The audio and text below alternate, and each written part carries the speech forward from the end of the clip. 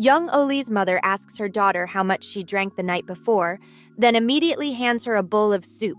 She takes the opportunity to tease her daughter, saying that she looks like a toad and drank so much that her eyes ended up looking like that.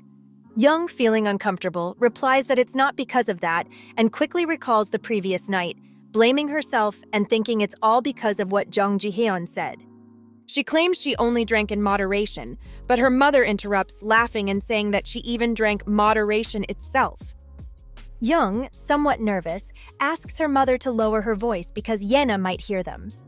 Amused, her mother asks if Jung is embarrassed in front of her own daughter. Young comments that instead of feeling hungover, it seems like she caught a cold. Her mother, jokingly, says that besides eating a lot, now she also catches colds and advises her to take a day off to rest. However, Young explains that she can't miss work because she just started at the company, but adds that at least the next day is the weekend, so she can hold on a little longer. Suddenly, Young starts feeling worse and exclaims, "Oh my God!" Her mother tries to reassure her, telling her not to worry.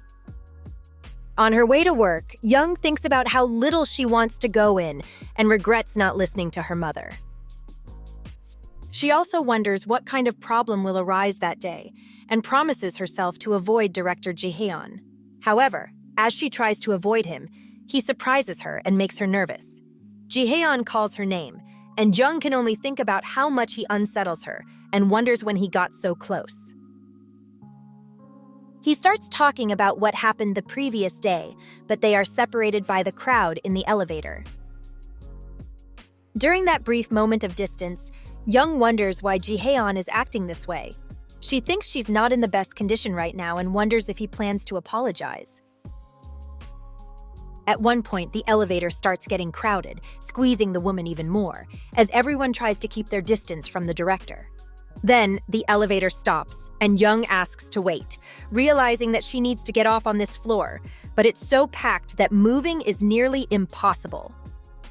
She keeps insisting, but notices that her voice isn't loud enough, until Ji-hyun takes her by the hand and pulls her out of the elevator. For a few seconds, they share an intimate moment, almost like a couple, exchanging intense glances. However, Young breaks the moment by asking the director to let her go. Ji-hyun asks if she is hurt and comments that she doesn't look well. Young assures him that everything is fine, but he insists on knowing if she's sick. Irritated, she responds that it's just a cold and, to herself, blames the director for all her troubles.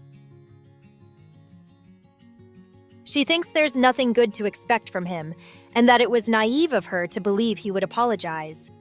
With a pounding headache, she tries to stop thinking about him since she has so much work to do.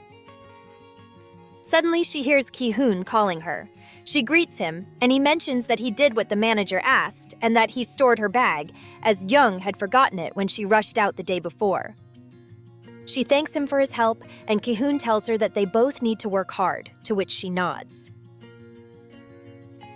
Later, Young starts feeling worse, and a colleague asks if she is okay. Then suggests that she take some medicine. Both the colleague and Ki-hoon comment that it looks like she had a tough day and that her hangover must be severe. Young assures them that she is fine and asks them not to worry, although she thinks her cold is getting worse. Hearing a vibration, she checks her phone and sees a message from the director asking her to come to his office. As she walks there, still feeling unwell, she wonders why he called her and if he will finally apologize. Upon entering, she greets the director, who offers her some cold medicine. Young refuses, but Ji-hyun insists, saying he bought it especially for her. Confused, she asks why he bothers with things like this, to which he replies that she should take it to work efficiently. Young sinks into sad thoughts, blaming him for making her sick and at the same time trying to cure her. She feels this isn't what she expected and regrets not having the strength to argue with him due to her condition. Suddenly, Ji-hyun stands up and covers her with his coat, saying that someone who is sick should stay warm. Surprised, Young wonders what this is and why he is doing this now. She quickly tells him that she has her own style, but he responds that the coat suits. Ji-haeon tells Young to just wear the coat and forget that he gave it to her since he had never used it before. Young-oh, still feeling very unwell, tells the director that she wishes he would let her leave early. Ji-haeon understands and asks if she wants him to take her home immediately. She thinks about how the director hasn't mentioned anything about the previous day and seems focused on other things. Finally, she tells him she prefers to keep working and will just take a pill. After she leaves, he mutters that she could have taken more and wonders aloud what's so difficult about that. During lunch, Young-oh falls asleep at her desk and dreams. In her dream, Ji-haeon comforts her by covering her with a coat. A part of Young's conscious mind wonders if he even remembers what happened 7 years ago and questions why he acts and smiles just like back then. Her team leader wakes her up asking if she feels better. Young replies that she does, thanks to the medicine she took. Cheerfully, the leader invites her to have soup together. After eating, Young thanks her for the meal, saying it was delicious, and her colleague responds that she really enjoyed sharing lunch with the assistant manager. Then, she asks if she can talk to her about something that has been bothering her. Young gives her permission, and the woman asks if she already knew director Ji-haeon before, or if she had a relationship with him before the accident that caused her amnesia. Young-oh is completely surprised and scared, but before she can respond, her colleague notices her reaction and immediately interrupts her, saying she doesn't need to explain anything if she doesn't want to, and understands that she must have her own reasons. She only wanted to know because she noticed that Young's expression changes every time the director is mentioned, and she also brings up the incident in front of the elevator. Then, she asks if, since Young had known Ji-haeon for a long time, she didn't intend to confess that to him. After all, he is getting married soon, and besides, they both work at the same company. Nervously, Young-oh responds that she is not sure. Her colleague does not pressure her and says she understands, but adds that if she needs someone to talk to or confide in, she can count on her, offering to listen to her story over a few drinks. Then, almost crying, she begs Jung not to quit, a plea that Jung confirms. Meanwhile, in another part of the company, the employees ask Ji-haeon if he has already had lunch. He replies affirmatively and then mentions yesterday's matter, asking Cho if she was the one who assigned Team 2 instead of Team 1 to entertain the clients. He also mentions that she supposedly sent a new employee to attend to a regular advertiser. An employee intervenes to explain that Cho was very busy, so she had to ask for help to complete the work. Cho confirms that she was overwhelmed and that the deadlines were very tight, so she had no other option. Ji-haeon responds that he understands but asks her to ensure that it does not happen again. Then he demands that she show him the results of her work from yesterday. After reviewing the work, Ji-haeon expresses his disappointment, saying that despite all the effort, the results are insufficient. He adds that it would have been better if she had attended the company dinner and mentions that now he understands why the client rejected her work. He orders her to send him a daily report via email at 6 in the evening from that moment on. Cho is devastated, sighing heavily as Ji-haeon walks away calmly. Furthermore, she is frustrated and asks Yoonbi what she should do, and her friend promises to talk to Ji-haeon later. At that moment, Yoonbi bumps into Jung-oh while heading to the director. Jung, on the other hand, thinks that Ji-haeon is about to get married and that she should stop worrying about him since they work at the same company.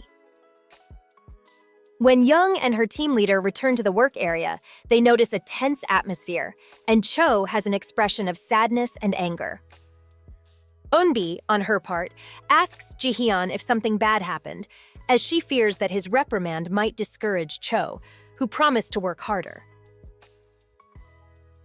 Ji-haeon ignores her words and sits at his desk, but Yoonbi mentions that his mother had talked to her about the wedding preparations. Ji-haeon replies that she can handle it alone since she knows his mother better than he does. But she insists and asks what he wants to do, but Ji-haeon tells her that he is not shameless enough to ask her to take care of it.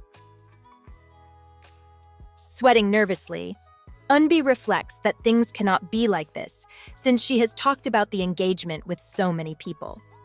She asks what he would do if she decided to proceed with the wedding, but she sees something, the somber expression on Ji-haeon's face, which makes his answer clear before he even speaks.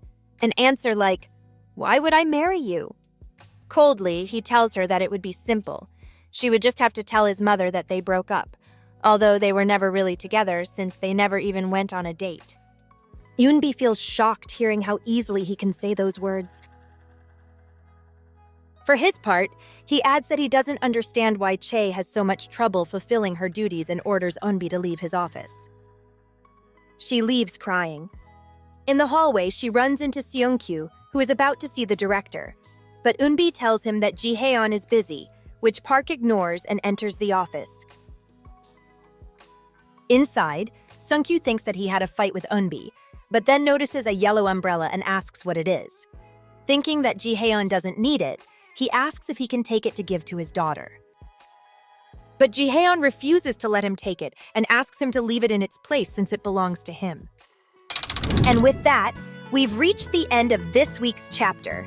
If you made it all the way to the end, I'd love to hear your thoughts on this chapter in the comments. Don't forget to like and subscribe so our community can keep growing and we can reach more fans like you. See you in the next video. In the meantime, if you're from the near future, I'll leave you the next chapter and a comic you're sure to enjoy. Thank you for being part of this adventure.